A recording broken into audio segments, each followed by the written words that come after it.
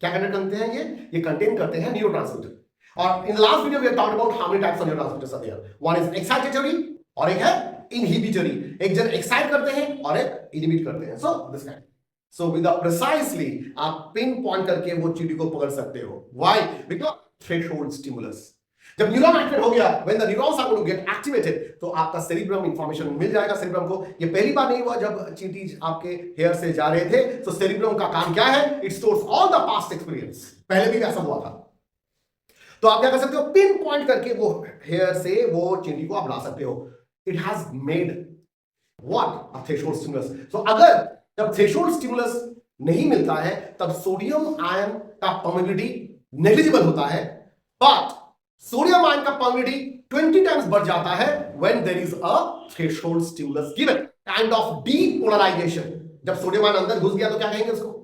Polarity maintain नहीं किया, depolarisation हो गया। सो ये this potassium ions exit. Potassium ion exits outside with a slow rate. Potassium gated channel थोड़ा देर में खुलता है और स्लोली खुलता है देन सोडियम। तो सोडियम अंदर आ गया, पोटेशियम आस्ते आस्ते बाहर। सेम फंक्शन जो नर्व इम्पल्स ट्रांसमिशन में हमने देखा वही नेक्स्ट न्यूरॉन में ही कंडक्ट होगा। नेक्स्ट न्यूरॉन में फिर से डीपोलराइजेशन स्टेट हो जाएगा, action potential will start occurring. उसके बाद सोडियम पोटेशियम पंप के माध्यम से सोडियम को बाहर निकालना और फिर से उस न्यूरॉन को रीपोलराइज कंडीशन में आकर रेस्टिंग पोटेंशियल में लाकर फिर से रेडी होगा वो neuron for the next threshold stimulus receiving. Now, hello future doctors. This is your Ujjwal sir. Today I am going to start with another video on nervous system, and that is mainly on the mechanism of nerve impulse transmission. Nerve कैसे impulse को conduct करते हैं, आज उसके बारे में हम बात करेंगे। Yes, my dear students, I think कि आपने इसके पहले जो हम वीडियो बनाया है, all the videos you have already watched. अगर आप वॉच नहीं किए हो, if you haven't seen them, just go to the click button and just see all the videos that I have already uploaded fine about the nervous system. And all those topics are very very important, क्योंकि आज जब हम nerve impulse transmission के बारे में बात करेंगे, we are not going to talk about the basic structure of the neuron. ये अर्लियर वीडियो में हमने बात कर। So to understand this very well, आपको वो वीडियो देख लेना है। Fine? Let's start with the topic called the mechanism of nerve impulse transmission. What is the mechanism by which nerve impulse transmission occurs?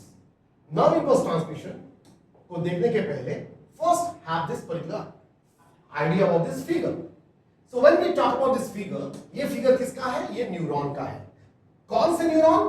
Normally we know neuron दो तरह के होते हैं on the basis of presence of myelin sheath. अगर myelin sheath है axon के ऊपर, we call it myelinated nerve fiber. If myelin sheath is absent, we call it non-myelinated nerve fiber. Non-myelinated nerve fiber. So ये myelin sheath है, so हम इसको क्या कहेंगे? myelinated nerve fiber. Now non-myelinated थोड़ा देख लेते हैं, और non-myelinated में देखने के बाद हम myelinated nerve fiber के बारे में बात करेंगे। So let us talk about the थोड़ा बोर्ड वर्क कर लेते हैं इसके बारे में। Let us get into the board work of this. Now एक न्यूरॉन को मैं आपको दिखाता हूँ, इस डायग्रामेटिक व्यू। ये जस्ट डायग्रामेटिक व्यू है। ऐसा न्यूरॉन लाइफ में कभी नहीं बनाना, ये सिर्फ आपके समझने के लिए है। तो मेरा न्यूरॉन बहुत स्पेशल न्यूरॉन है। ये न्यूरॉन पूरा हड्डी की तरह लगता है, it looks like a bone with hairs on the bone. ये है न्यूरॉन। फाइन, आपके समझने के लिए बाबू। Now think about it. ऐसा डायग्राम कभी नहीं बनाना है आपके, जो बुक में है वैसा डायग्राम बनाना है। What is this? This is the साइटोन। ये क्या है? साइटोन है। ये हेयर लाइक स्ट्रक्चर्स क्या है? This hair like structures are dendrites which receives threshold stimulus. ये क्या है? ये डेंड्राइट्स है जो रिसीव करते हैं। ये whole length is called axon और endings, ये क्या है? The gap between two neurons is called synapse. The gap between two neurons is called synapse. The three parts of the typical neuron. Now, nerve impulse transmission normally होता है electrical और यहाँ पे होता है chemical. So this is chemical, यहाँ पे release होता है synapse में, आप जानते हो what are these structures? These structures are synaptic vesicles. क्या कहते हैं इसको? Synaptic vesicles. Synaptic vesicles which contains what? Neurotransmitter. क्या कंटेन करते हैं ये कंटेन करते हैं न्यूरोट्रांसमीटर. और in the last video we have talked about how many types of neurotransmitters are there. One is excitatory और एक है इनहिबिटरी. एक जन एक्साइट करते हैं और एक इनहिबिट करते हैं. So this kind. नाउ अगर ये एक्सॉन है, एक्सॉन के बीच में inside the axon there is a gel and that gel is called axoplasm. तो अंदर क्या है? Axoplasm. The outer membrane of axon is called axolemma. Lemma means membrane. Sometimes it contains myelin sheath. कभी-कभी myelin sheath नहीं है. कभी-कभी myelin sheath absent है. Now अगर myelin sheath है, this node, this point जहाँ पे myelin sheath नहीं है, is called node of Ranvier or nodes of Ranvier. Nodes of Ranvier. एक basic structure है. और इसके अंदर क्या है? Neuroplasm, nasal granules. Okay, this is the nucleus, and this is the whole structure of the what? A typical neuron. अगर myelin sheath है तो ये दोनों तरफ है, fine, and we have seen the figure of it. अगर myelin sheath नहीं है, so non-myelinated nerve fiber है. So if this is the structure of the typical neuron, the information जो threshold stimulus है कौन रिसीव करता है? Dendrite रिसीव करके किसको देता है? To the axon. It gives it to the axon. Axon में जाने के पहले यहाँ पे जो trigger point है, this trigger point is called axon hillock. Axon hillock. In the earlier video we have talked about that. Okay, let's come into the next level. चलो, threshold stimulus क्या है? What is the meaning of threshold stimulus? Threshold stimulus मतलब अगर एक stimulus इतना है, the minimum stimulus which is required for the neuron to respond, वो threshold है. वो जो spike produce करता है वो threshold level है. My dear future doctors, अगर आप threshold level में नहीं पढ़ोगे तो आप डॉक्टर बन नहीं पाओगे. So threshold क्या है ये आप जानते हो. You have to study up to your threshold level.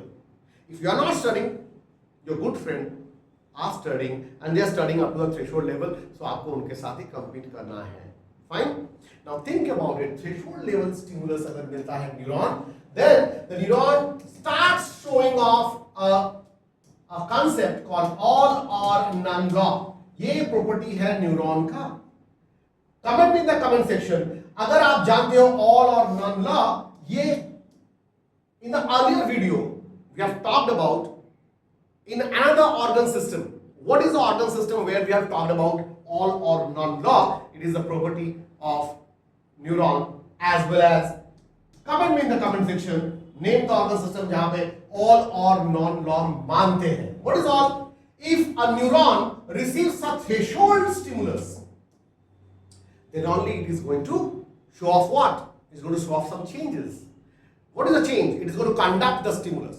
अगर थ्रेशोल्ड लेवल पे नहीं मिला तो neuron are not going to work. So say for example अगर ये आपका हेयर है, ये आपके बाल है और ये स्कैल्प है. आप जानते हो हर एक बाल के एंड पे at the root of the hair there is a nerve present.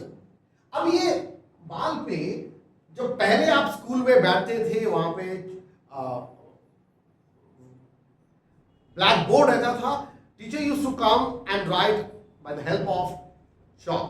तो फर्स्ट बेंच में बैठे हो जब वो चॉक से लिखते थे तो उनका जो डस्ट है वो आपके सर पे लग जाता था, तो उससे आपका ग्रे हेयर हो जाते थे.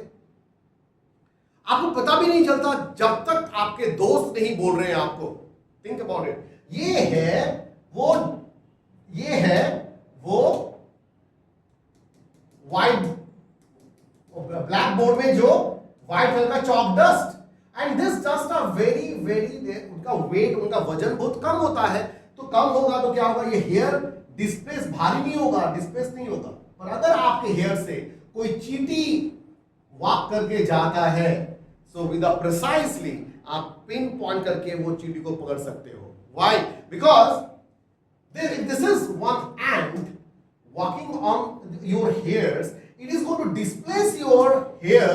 द मोमेंट ये डिस्प्लेस होगा वजन के कारण, ये यहां पे था, ये डिस्प्लेस होकर यहां पे हो गया। जब डिस्प्लेस हो गया, neuron is going to get activated. तो ये इसके लिए क्या था? Threshold stimulus. जब न्यूरॉन एक्टिवेट हो गया, when the neurons are going to get activated, तो आपका सेरिब्रम इंफॉर्मेशन मिल जाएगा सेरिब्रम को। ये पहली बार नहीं हुआ जब चींटी आपके हेयर से जा रहे थे। तो सेरिब्रम का काम क्या है? It stores all the past experience. पहले भी ऐसा हुआ था। तो आप क्या कर सकते हो? पिन पॉइंट करके वो हेयर से वो चींटी को आप ला सकते हो। It has made what? A threshold stimulus. तो अगर जब चॉक डस्ट आपके हेयर में था तो थ्रेशोल्ड स्टिमुलस नहीं समझ में आ रहा था आपको, आप उसके अगेंस्ट में कोई एक्शन नहीं लिए, but when an ant was walking through, आपका थ्रेशोल्ड लेवल मिल गया, दैट इज कॉल्ड ऑल। तो दिस इज कॉल्ड, अगर थ्रेशोल्ड लेवल मिलता है, स्टिमुलस मिलता है, a neuron is going to perform, otherwise neuron is not going to perform at all, or are not long. If this is axon, ये अगर axon है, axon में normally inside exoplasm, this is what? Exoplasm. तो ये outer membrane है, ये inner membrane है। So normally क्या होता है? Potassium ion are present inside exoplasm to how many times? Normally close to 28 to 30 times more inside exoplasm, inside exoplasm। और बाहर देखो, बाहर क्या रहता है ज्यादा? Sodium ion are present outside the neuron और axon. Outside the neuron sodium ion ज्यादा है। देखो यहां पे सोडियम आयन हमने ज्यादा बना दिया। और ये क्या है? This is extra cellular fluid. What is it? ECF, extra cellular fluid. What is it? It's extra cellular fluid. अब ये ECF में सोडियम आयन बाहर ज्यादा है। And you know what? How many times sodium ion is more outside the axolemma? बाहर ज्यादा कितना amount में है? It is close to sodium ion बाहर close to 14 times ज्यादा है than potassium, 14 times more। ये normal state में है। This is the condition when the neuron is not performing, जब न्यूरॉन में कोई थ्रेशोल्ड स्टिमुलस नहीं मिला। That means neuron is not in a working condition। ये स्टेट कब होता है? जब हम सोते हैं तब ये स्टेट होता है। फाइन। जब सोते हैं तो कॉन्शियस माइंड आउट रहता है, वो भी सोते हैं हमारे साथ, और सबकॉन्शियस माइंड हमें सपना दिखाते हैं। फाइन ना। तो ये सोडियम आयन बाहर रहता है ज्यादा in the ECF, okay, normal condition।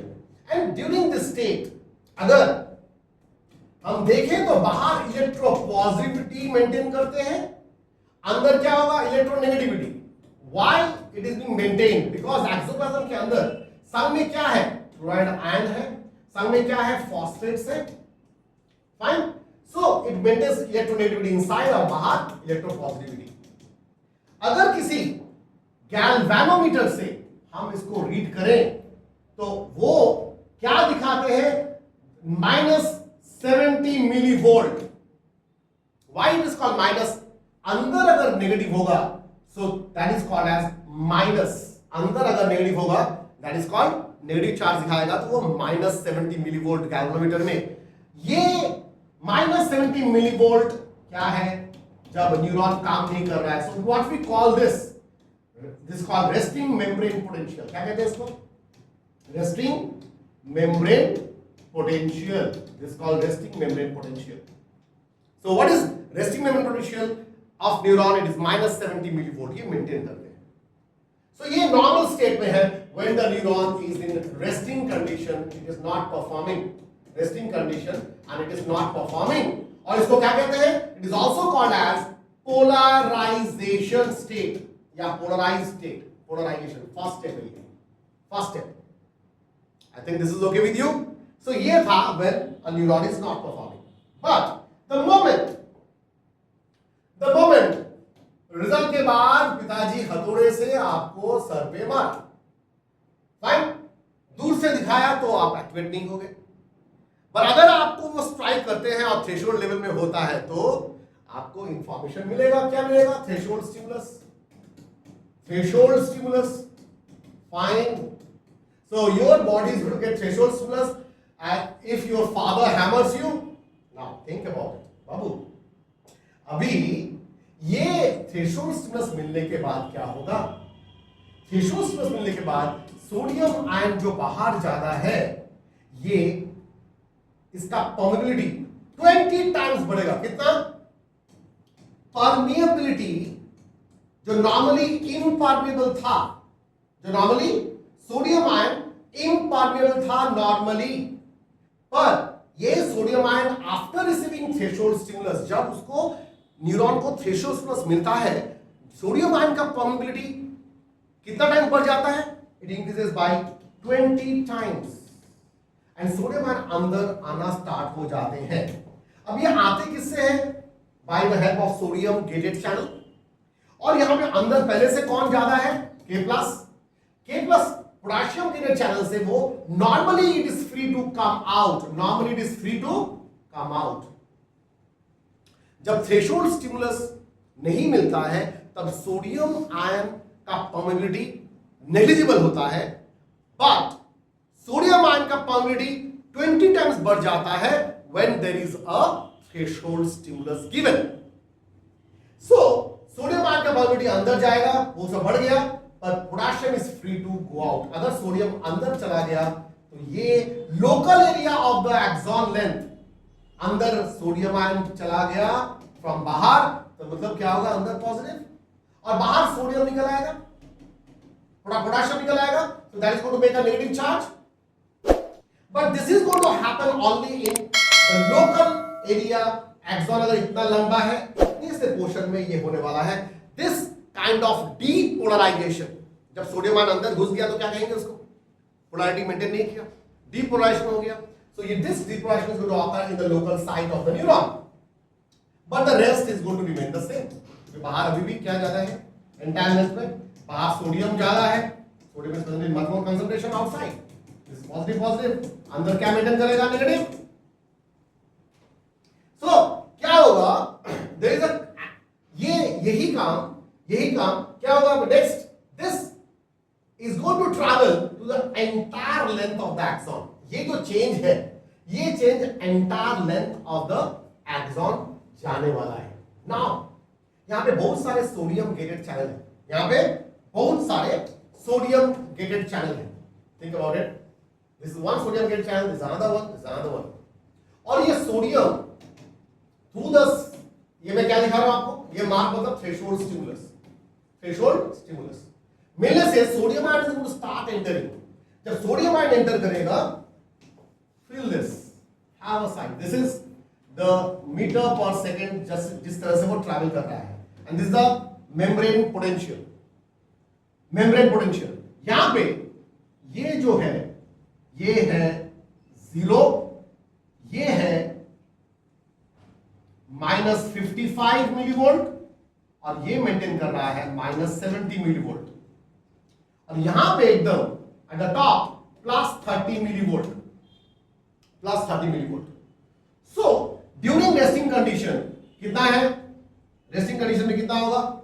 Resting condition में ये कितना होगा? -70 millivolt, and -70 millivolt consider this to be the at the lowest 70 millivolt. तो यहां से स्टार्ट होगा, और ये आस्ते आस्ते शूट कर रहा है। क्यों शूट कर रहा है? ये शूट कर रहा है ऊपर की तरफ। Why? Because the sodium ion is passing inside. From outside sodium ion अंदर घुसना स्टार्ट हो गया through the sodium gated channel. इधर से भी हुआ, सोडियम आयन एक्सोप्लाज्म के अंदर घुसना स्टार्ट कर दिया। The moment it tries to enter, तो आस्ते आस्ते ये एंटर करे तो आस्ते आस्ते क्या होगा? यहाँ पे पॉजिटिविटी हो जाएगा, यहाँ पे भी पॉजिटिव होगा, यहाँ पे भी सोडियम आना स्टार्ट कर दिया। जब ये सोडियम आयन अंदर स्टार्ट हो गया, यू सी ये आस्ते आस्ते शूट किया up to +30 millivolt, up to +30 millivolt. So पहले एक गेटेड चैनल ओपन हुआ, उसके बाद थोड़ा सा पोलैरिटी, जब डीपोलराइजेशन स्टार्ट हो गया, इसे स्टार्ट मतलब रेस्टिंग पोटेंशियल में नहीं रहा। This was what? This was resting potential, this was resting potential. और द मोमेंट सोडियम आयन ज्यादा घुसना स्टार्ट किया तो इट टेक्स अ पीक। जब सोडियम आयन ज्यादा घुसना स्टार्ट कर दिया, it takes a peak and reaches plus 30 millivolt which we call as action potential. क्या कहते हैं इसको? Action potential. और ये एक्शन पोटेंशियल रीच कर गया plus 30 millivolt, is called action potential. What is the meaning of action potential? इसके पहले वाला पोटेंशियल क्या था? Resting membrane potential. What is this called? Action membrane potential. Resting membrane potential -70 millivolt था जब negative क्यों था? क्योंकि अंदर नेगेटिविटी ज्यादा था। अब क्या होगा? अब सोडियम अंदर आएगा तो यहां पे सोचो ये पोटेशियम गेटेड चैनल है, this are K+ gated channel, potassium gated channel. तो पोटेशियम क्या होगा? आस्ते आस्ते निकलना स्टार्ट कर देगा। और याद रहे my dear students, always keep this in mind that sodium ions entry inside is bit faster than potassium ions exit. Potassium ion exits outside with a slow rate. Potassium gated channel थोड़ा देर में खुलता है और slowly खुलता है than sodium. तो sodium अंदर आ गया, पोटेशियम आस्ते आस्ते बाहर जाएगा। जब वो बाहर जाना स्टार्ट हो गया, ये पीक में ही मेंटेन होगा, यहां से फिर से it is going to start coming down. तो 0 में पहुंचा, -55 में पहुंचा, बट याद रहे it is going to come down a bit. इसको कहते हैं ओवरशूट। ये ओवरशूट क्यों किया? -55 के बाद भी ओवरशूट कर गया। व्हाई? बिकॉज ये जो पोटेशियम आयन बाहर निकलते हैं वो ज्यादा निकल गया बाहर, because that is permeable always to potassium ion. तो इसलिए इस एक्टिविटी को कहते हैं हाइपर पोलराइजेशन। देखो ये हाइपर पोलराइजेशन हो गया। So what has happened? It has shown hyperpolarization. पर अगर hyperpolarization दिखाएगा तो -70 मिलीवोल्ट जो रेस्टिंग पोटेंशियल था, तो रेस्टिंग पोटेंशियल से भी वो नीचे आ जाएगा, रेस्टिंग पोटेंशियल से भी वो नीचे आ जाएगा, and this is called hyperpolarization. क्यों ये -70 से भी नीचे आ गया? Why? Because potassium ion are free to go out. It is going to make much amount of potassium ion is going to go out. उससे क्या होगा? -70 रीच करने के बाद भी वो नीचे जाएगा, and that is called hyperpolarization. और कुछ देर बाद क्या होने वाला है? देखो ये आस्ते आस्ते अपने -70 में रेस्टिंग पोटेंशियल में फिट से आने वाला है। How it happens? I will tell you that. तो ये था डीपोलराइजेशन। ये क्या था? The second step called depolarization, and action potential has been achieved during this state. और ये क्या करेगा? ये एंटायर लेंथ में आस्ते आस्ते शिफ्ट करने वाला है। सोडियम अंदर आएगा, पोटेशियम बाहर जाएगा। So what is going to happen now? What is going to happen now is बाहर अभी पोटेशियम आयन ज्यादा है, बाहर अभी पोटेशियम आयन ज्यादा है, K+ ज्यादा है। Now this has happened and slowly slowly अंदर क्या हो गया? सोडियम आयन ज्यादा बढ़ गया। What has happened? Sodium ion अंदर एक्सोप्लाज्म के अंदर ज्यादा बढ़ गया। Now think about it. When sodium ion increases inside the exoplasm, तो यहां पे तो पॉजिटिव हो जाना चाहिए था। पॉजिटिव मोमेंटली होगा, but due to wave action theory ये पॉजिटिव अभी नेगेटिव हो जाएगा। Is going to be like this. I will tell you how it happens. देखो फिर से ये पहले वाला इलेक्ट्रोपॉजिटिविटी आउटसाइड मेंटेन कर रहा है, बट आयनिक बैलेंस चेंज हो गया है। आयनिक बैलेंस चेंज हो गया है। आयनिक बैलेंस जब चेंज हो जाएगा तो क्या होगा? What is going to happen? देखो आयनिक बैलेंस, सोडियम आयन अंदर, पोटेशियम बाहर। Is this in resting condition? अगर इसको हम कैलकुलेटर से देखें तो ये क्या -70 दिखाएगा? No, it is not going to show -70। अब ये कौन से स्टेट में है? अब ये +30 मिलीवोल्ट स्टेज में है, in the action potential stage में है। So this is not being maintaining what -70 millivolt. तो ये था डीपोलराइजेशन स्टेट। पर हुआ कैसे? Just have a look. पहले सोडियम आयन अंदर घुसा यहां पे due to what? Threshold stimulus. Sodium ion अंदर घुस गया, मतलब अंदर पॉजिटिविटी, पर rest of the axon was negative. बाहर पॉजिटिव था, बिकॉज़ बाहर सोडियम आयन ज्यादा था, अंदर potassium ion rest of the axon में ज्यादा था। So this what happened. यहां पे बाहर सोडियम आयन ज्यादा है, but the moment sodium ion enters inside due to what? Due to threshold stimulus, sodium ion का permeability 20 times बढ़ जाता है, so it has come inside. So बाहर क्या हो जाएगा? बाहर potassium is going to go out, maintaining what? Electronegativity outside. maintaining electronegativity outside. This positive is going to attract this negative is going to attract this positive is going to attract this negative, and ये positive यहाँ पे आ जाएगा, ये negative अभी यहाँ पे आ जाएगा, तो क्या हो गया, यहाँ पे क्या हो गया, यहाँ पे फिर से नेगेटिविटी, बट सोडियम आयन अंदर घुस गया, बाहर पोटेशियम आयन जहां था वही है, सिर्फ पोलैरिटी चेंज हो गया, but ionic balance has been displaced, ionic balance has been displaced. So ये हो गया. देखो अभी by wave action theory this is going to pass on. अब फिर से यहां पे सोडियम आएगा, अंदर पॉजिटिव हो जाएगा, बाहर नेगेटिव हो जाएगा. This is going to carry over till it reaches where, till it reaches the synapse. And this synapse, ये जो बल्ज आउट प्रोसेस देखते हैं एक्सॉन के बाहर, यहां पे कौन है, अभी सोडियम आयन ज्यादा है अंदर, और ये साइनैप्टिक नॉब है. What is this called? This and is called synaptic knob, KNOB, which contains huge amount of mitochondria,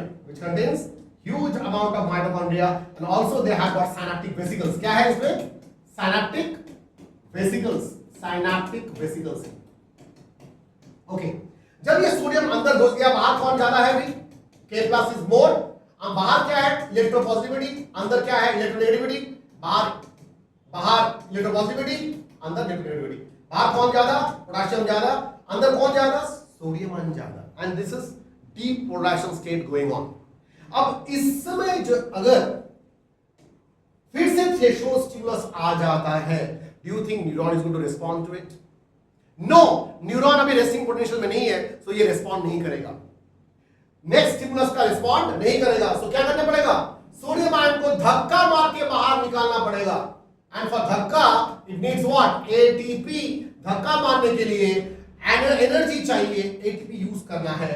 तो धक्का मार के सोडियम को बाहर दे दिया जाएगा, और वो बाहर कौन भेजेगा? Who is going to send sodium outside?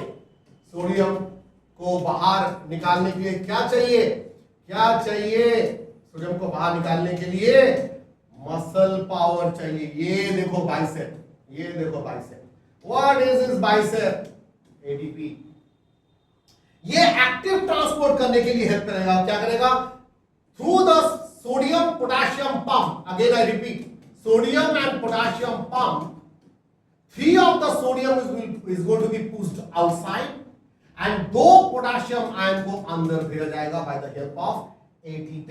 और अगर सोडियम को धक्का मार के बाहर निकाला जाता है, 3 sodium is to 2 potassium ion, और इससे क्या होगा? फिर से सोडियम आयन बाहर मेंटेन करेगा ज्यादा, टू मेंटेन व्हाट, और अंदर पोटेशियम आयन ज्यादा आएगा, तो उससे क्या होगा? फिर से polarity as well as osmotic balance maintain होगा. अंदर क्या ज्यादा हो जाएगा? अंदर सोडियम पोटेशियम आयन ज्यादा होगा, बाहर सोडियम आयन ज्यादा होगा. And that is what is called as the third step called repolarization. So by the help of repolarization, what has to be maintained? क्या मेंटेन होगा? By the help of repolarization, फिर से sodium resting potential is being maintained. Resting potential will be maintained.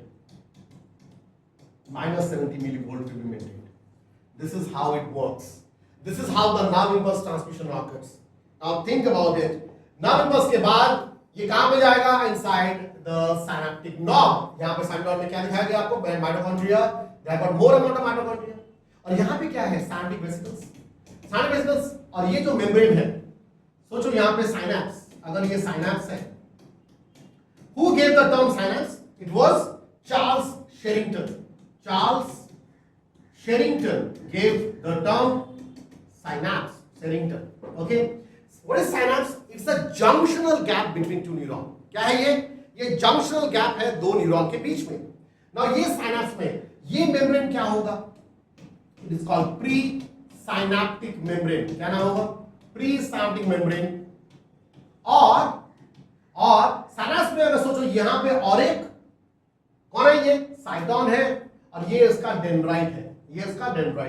तो dendrite का जो membrane है, ये membrane को क्या कहेंगे हम? Post synaptic membrane.